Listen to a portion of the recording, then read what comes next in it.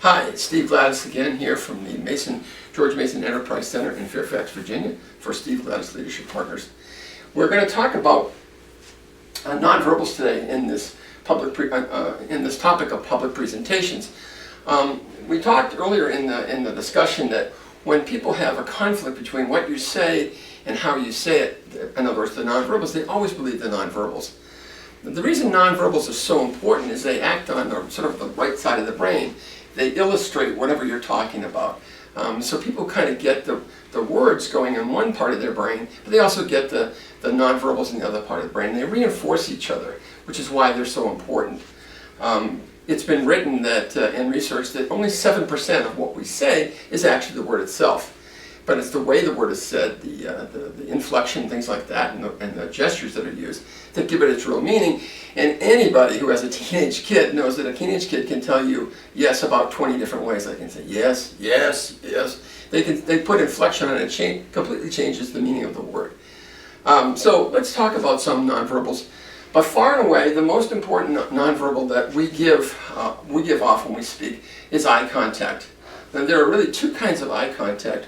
When you're dealing with large audiences, there's a thing called sweeping eye contact, which is kind of like an S curve from the front to the rear. This is when you're talking to 100 or more people. Also, we suggest that when speakers talk to large groups, that they divide those large groups into three parts, and they pivot and move and look at each part of the audience for a bit, and then pivot, move, and look at the second part of an audience, and then the third part of the audience, and then they kind of move back into that same pattern as they're speaking.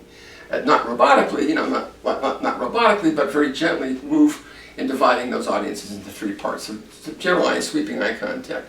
The second one is individual eye contact, where you lock onto a person in the room. Usually most of us are speaking to 6, 8, or 10 people.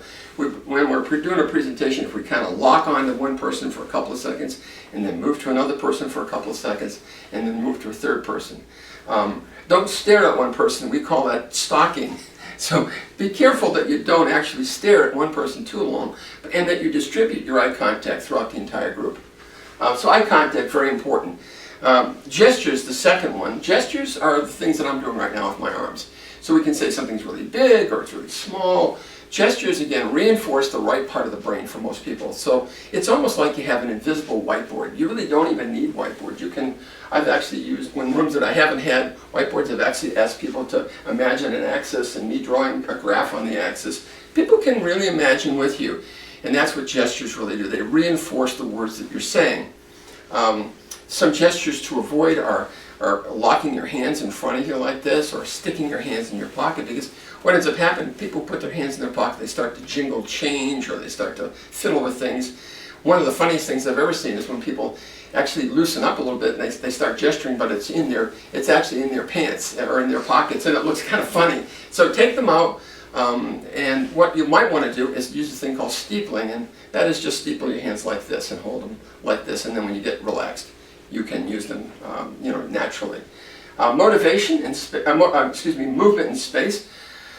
People, when you move from one direction to another, people's eyes are constructed to as a warning system to really track you, and so moving gets people to actually track you, and it keeps them kind of into the game.